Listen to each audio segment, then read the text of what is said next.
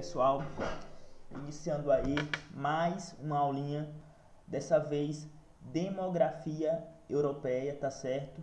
Demografia é o estudo da população, demo quer dizer povo, ou população, e grafia estudo, descrição.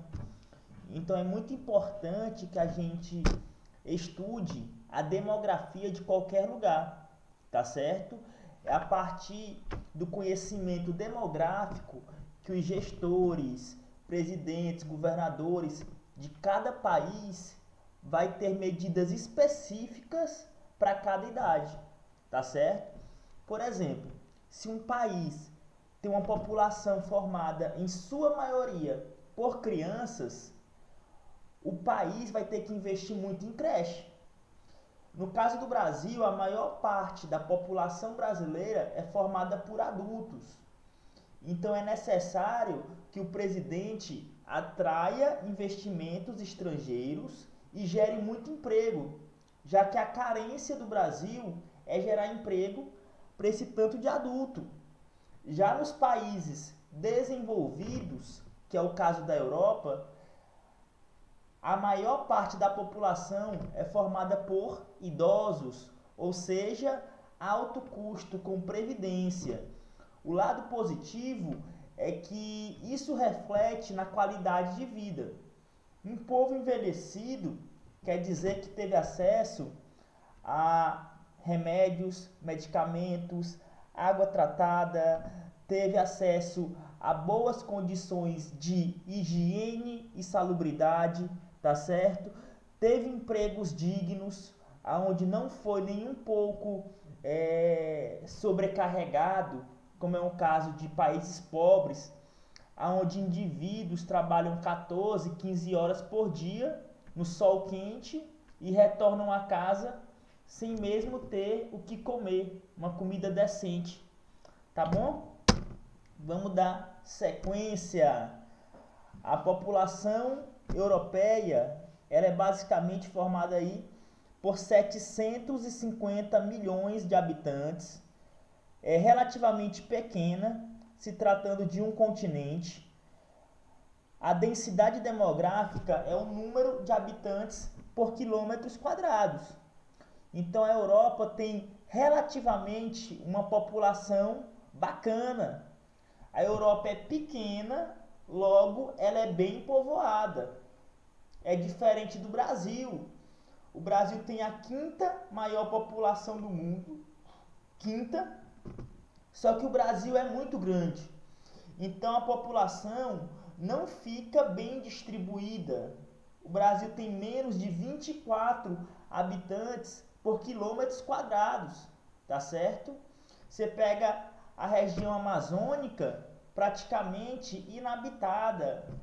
O sertão, vazio demográfico. Então o Brasil, por ser muito grande, existe uma concentração em áreas específicas.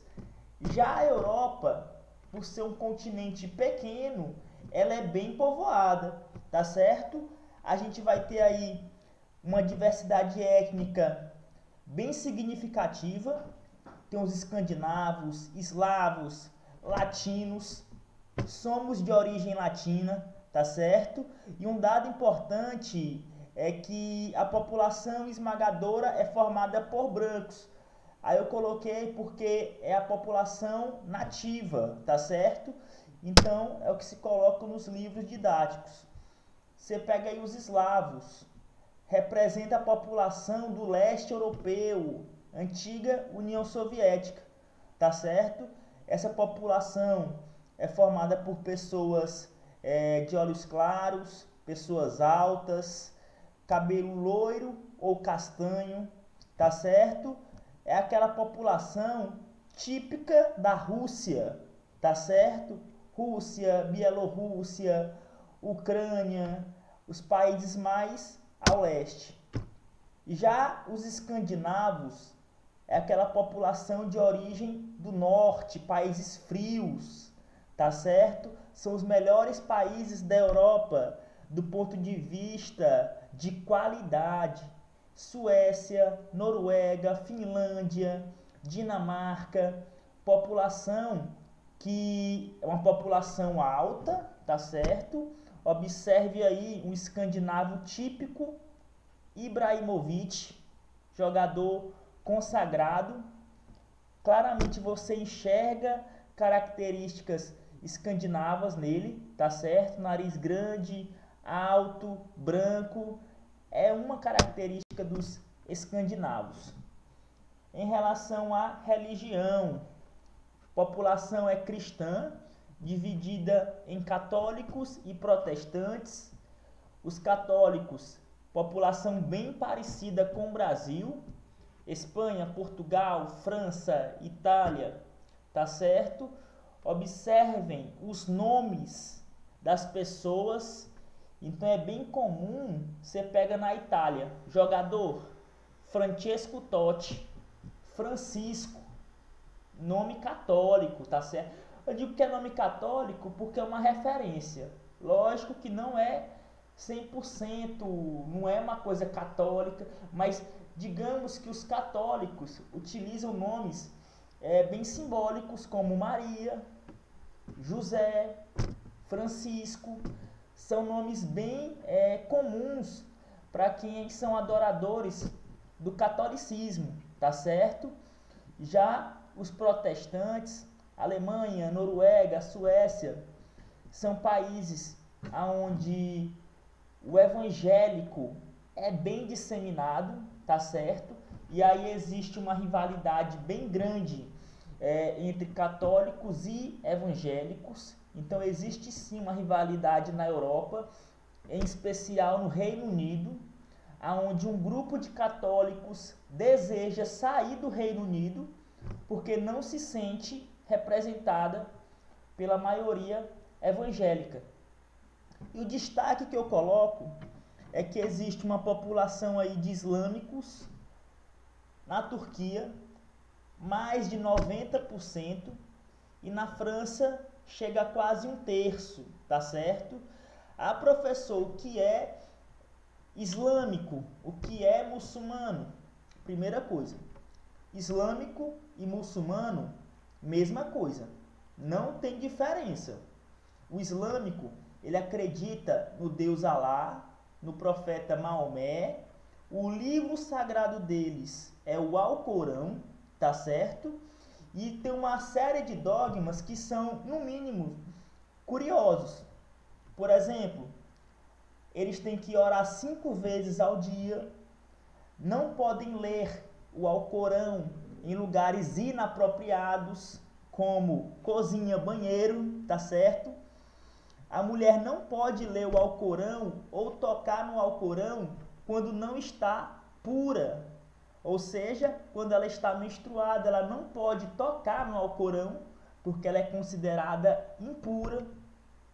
O homem pode ter 4 mulheres, se assim conseguir sustentá-las, tá certo? Sempre dando muito ouro. Eles são bem impressionados com ouro, tá certo? E uma curiosidade, é um pouco de machismo dessa religião, mas os homens, eles andam de mãos dadas, tá certo?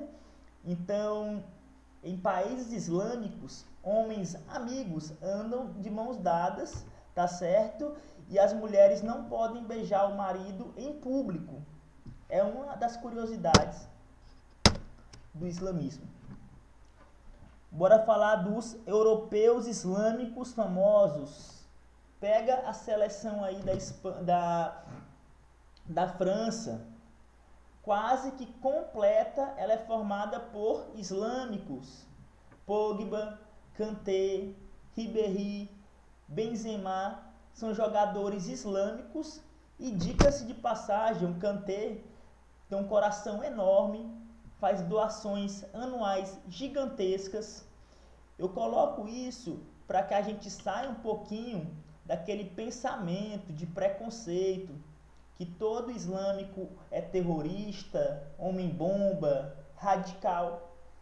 Existem islâmicos que são bem sociáveis, que praticam a caridade e o bem, assim como em qualquer religião, tá certo? Vamos aos números. O país com a maior população na Europa é a Rússia, mais de 140 milhões de habitantes. Ah, professor, mas a Rússia está em 2 países ao mesmo tempo. Beleza, tranquilo. Então, genuinamente, o país europeu com a maior população é a Alemanha. Mais de 80 milhões de habitantes. E aí você tem em segundo, terceiro e quarto, praticamente empatados, França, Reino Unido e Itália, com 60, 61 milhões de pessoas, tá certo?